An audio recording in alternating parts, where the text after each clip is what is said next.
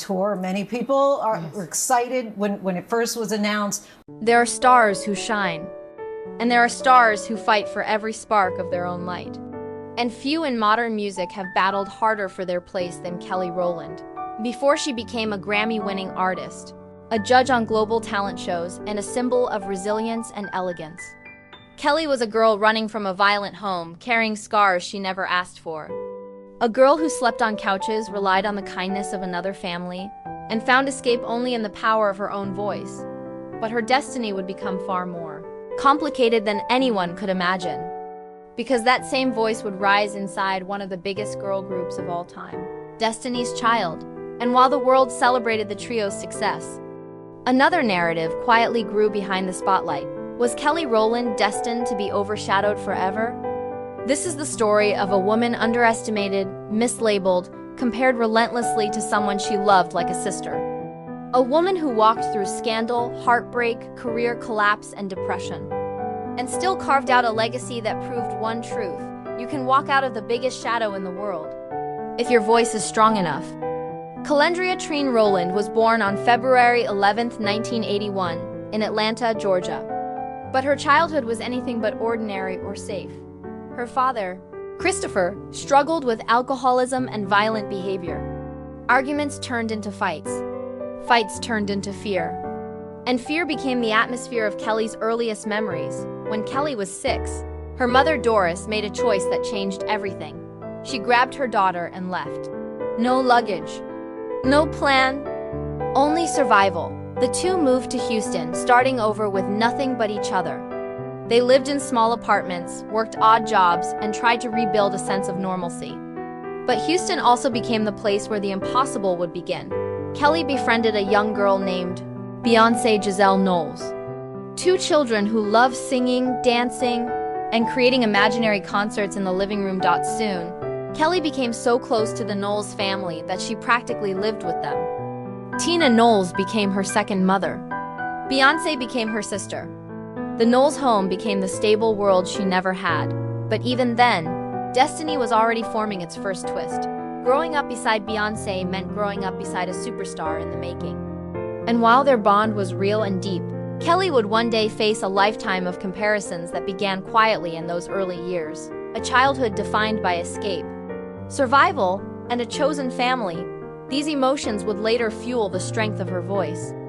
In the early 90s, a small girl group was born in Houston. First called Girls' Time, they were talented but inexperienced, losing their first major competition on national TV. But that loss became the turning point.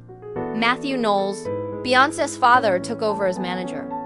The girls trained like athletes: vocal drills, dance routines, media lessons, discipline. Kelly worked harder than anyone. She wasn't born into stability, but she was determined to build it. By 1997, the group re-emerged with a new name, Destiny's Child. The industry barely noticed at first. Their debut album underperformed. But Kelly's unique tone, warm, soulful, powerful, started catching the attention of producers.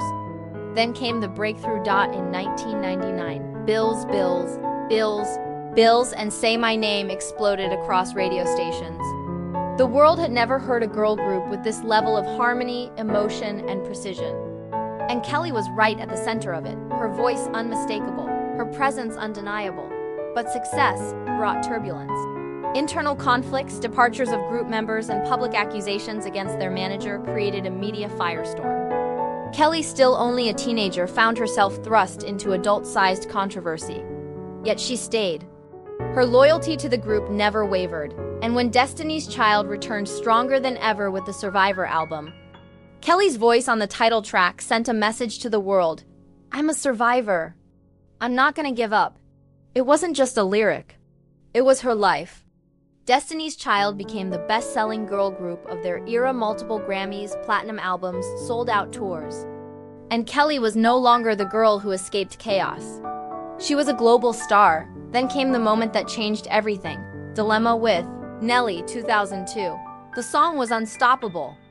#1 in more than 10 countries. A massive cultural phenomenon. Kelly won a Grammy and stepped into a new identity, not just the second voice of Destiny's Child, but a successful solo artist. Her debut album, Simply Deep, went gold, especially overseas. She became an international favorite in Europe and Australia. Then came new avenues. Movies hosting, fashion being a judge, on the X Factor in both the UK and the Asia stage presence. Elegance and charisma made her a television star.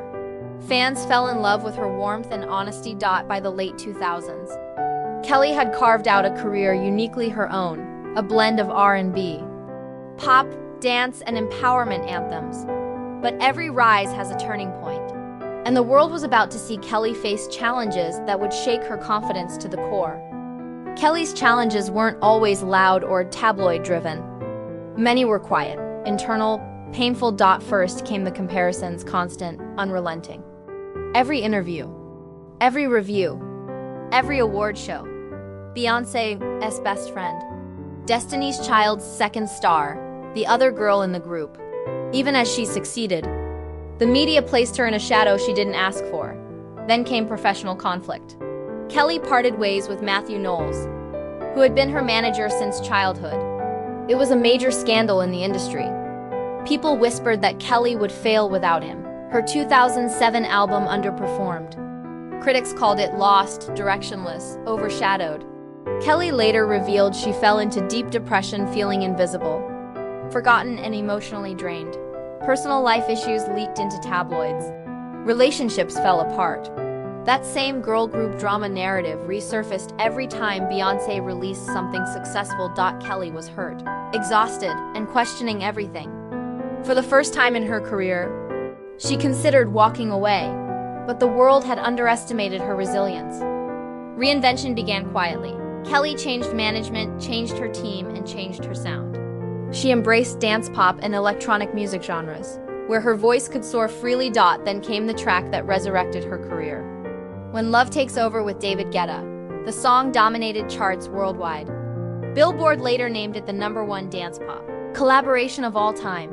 Kelly had reinvented herself not as Beyoncé's friend, not as Destiny's Child's leftover spotlight, but as a global dance icon.